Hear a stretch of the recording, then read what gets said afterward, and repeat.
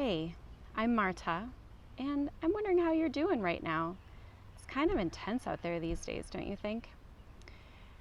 So, what if you just take a moment to check in with your emotions, your body, your desires, and just see what you're experiencing for this moment?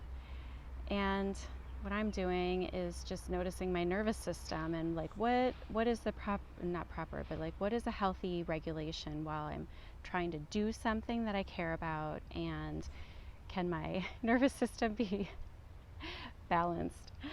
And yeah, so I love emotions of all kinds. I love working with emotions. I feel like they lead us on such an interesting path to knowing ourselves. It's such a good gateway to learning who we really are and what we are really here to do. They're like the signposts of pay attention.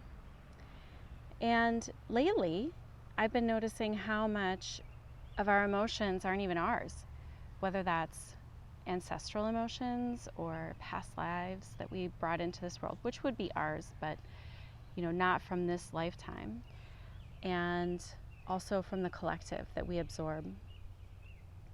And we can be passed down through our DNA from our family line, through our ancestors, but we can also absorb from our family that we grow up with too. And we live in a very dysregulated world, very it's a lot of violence around. So even if you're not witnessing violence everywhere, like we read about it, I think we feel it to some degree. Like we don't even know what it feels like to live in a society where people are regulated and balanced, and what that would look and feel like.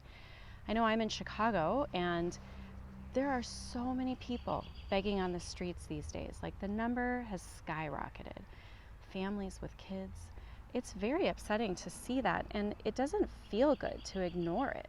And so, like that, we are around that all the time. And what are we absorbing from that kind of way of being, and how do we manage ourselves around that kind of dysregulation and upset? So my invitation for you is to just notice, like when you have a feeling, what would it be like to get curious about if it's actually yours, or how much of it is yours?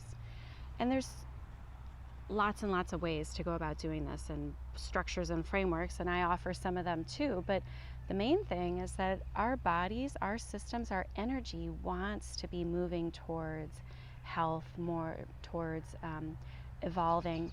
And so when we start to bring the lens of awareness onto these places of dis-ease in ourselves, that awareness often is enough to start the wheels turning towards more evolution, towards releasing the old stuff, or leading us on the path to finding the next thing that is going to help.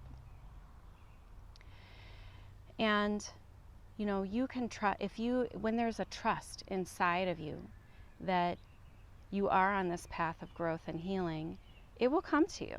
It may not be right now or right away, and there may be discomfort along the way. But when there's trust, then you can relax more, and then as you relax more help comes. Of course, I offer several ways of working to help our emotions and our systems and the stuff that isn't ours. So if you're interested in that, the 3 ways I offer are internal family systems, that's working with our inner parts, and aura transformation, which is working with energy, and emotion code, which is using muscle testing to hone in on exactly the places that we're really stuck. So I'd love to hear from you. Do you notice that some of your emotions aren't ours, some of your experiences don't belong to you, that you're just repeating things from the past?